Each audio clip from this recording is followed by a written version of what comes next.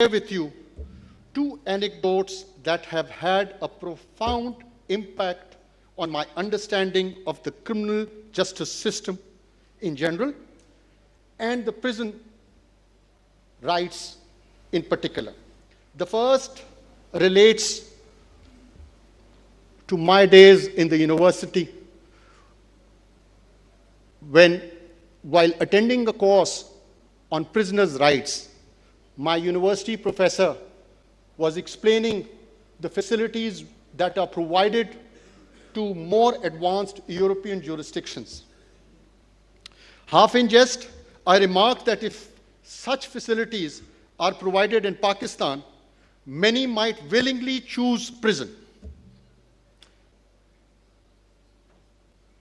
The professor paused and said something I have never forgotten.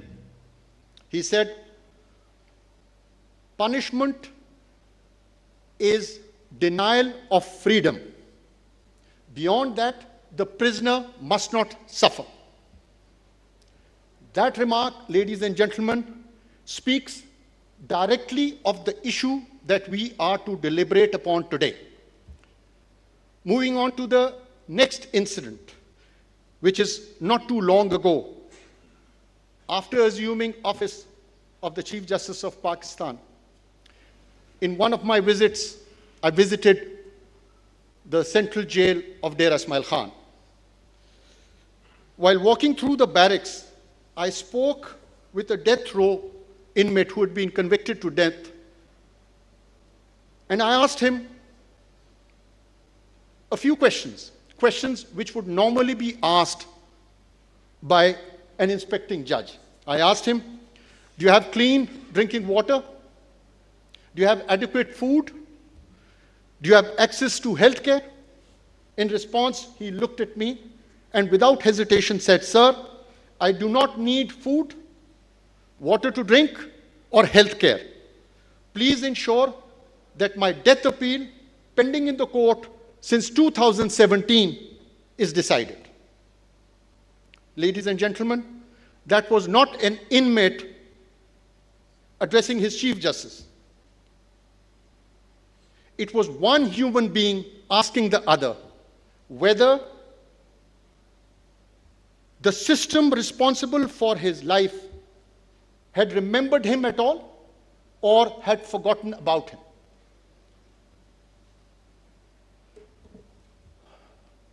You can imagine the impact it had on me. You'll be pleased to know, I will give you some positive information also, that when we embarked on this journey to address death appeals, we had cases pending of death appeals filed in 2015. And by the grace of God, we've been able to decide 606 cases, death appeals, till 30th of June 2026. Wait.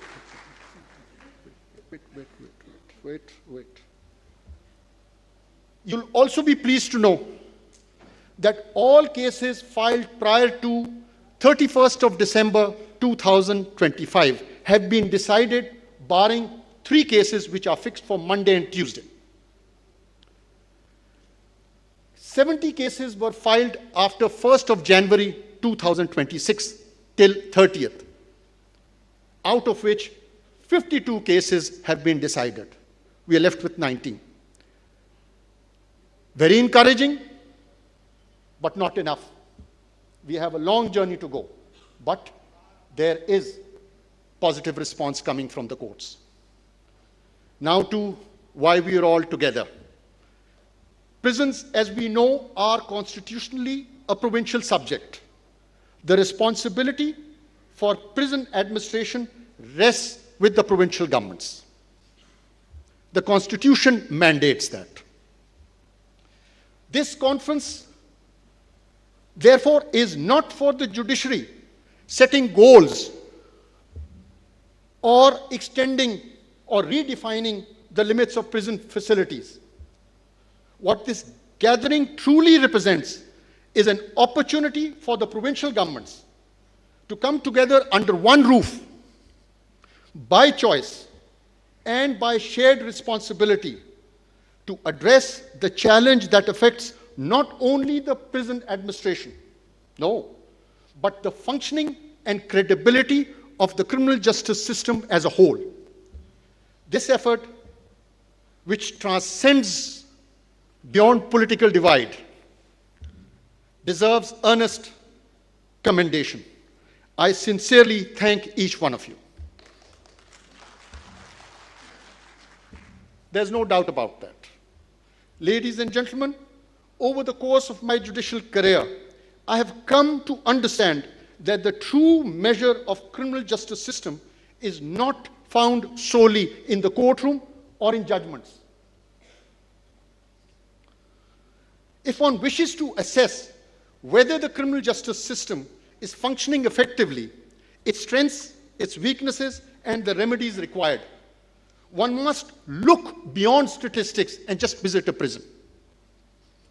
Prisons are the end point of the criminal justice process. They are the culmination of what commenced with the commission of that offense. How did the investigation proceed with the investigation? How did the prosecutors prosecute? How did the judiciary administer justice in coming to the conclusion? They expose the system's broader philosophies, its shortcomings, its abilities or inabilities to balance justice, public safety, and human dignity. As for judicial accountability is concerned, I do not stand here claiming that the criminal justice system is delivering perfectly. I'm not doing that. I'm very clear in that.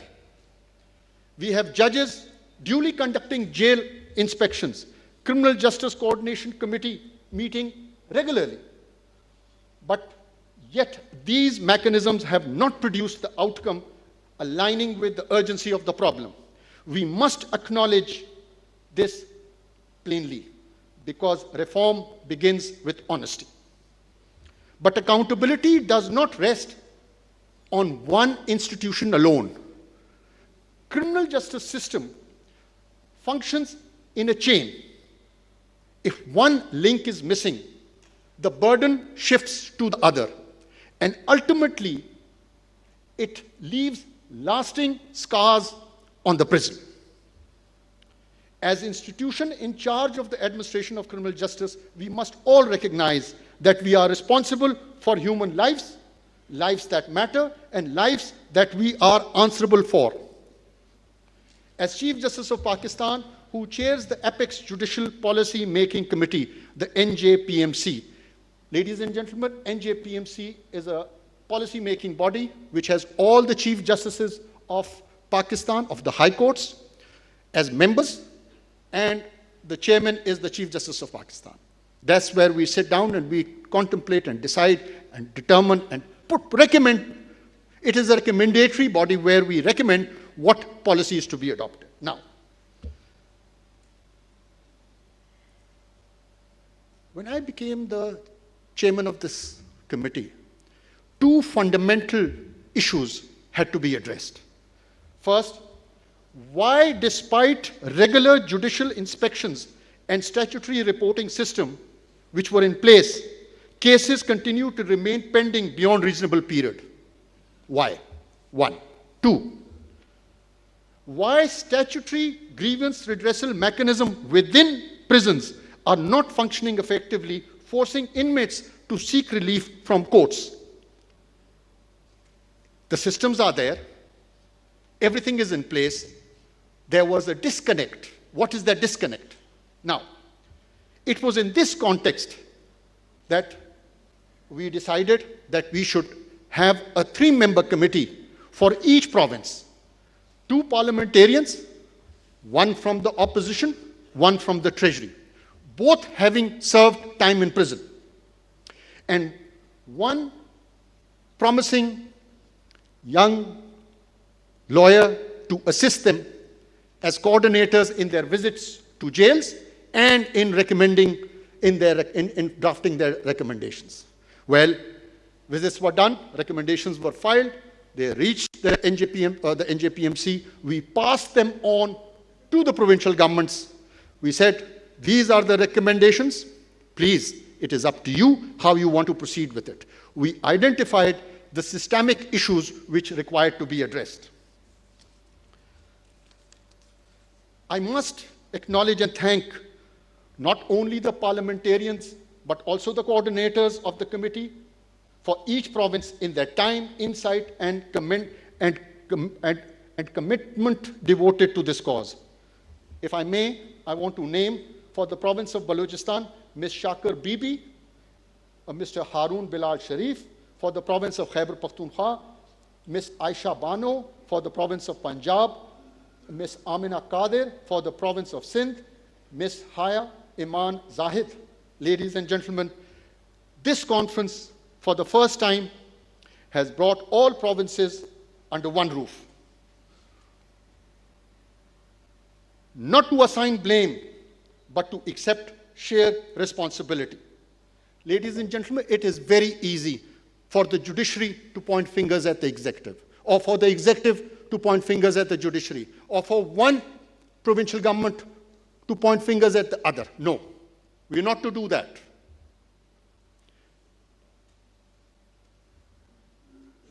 The National Prison Reform Action Plan represents a collective recognition that piecemeal efforts are not enough. What is required is concerted coordination and cohesive commitment. I urge every institution represented here to seriously attend to the pulse of the criminal justice system. That pulse, ladies and gentlemen, is found in our prison. Reform the prisons, the criminal justice system will reform itself. Ladies and gentlemen, I once again extend my sincere gratitude to each one of you for joining us today. Let us resolve that our criminal justice system remains grounded in human dignity and build a system for future generation to be proud of. Inshallah, Pakistan, Paindabad, thank you.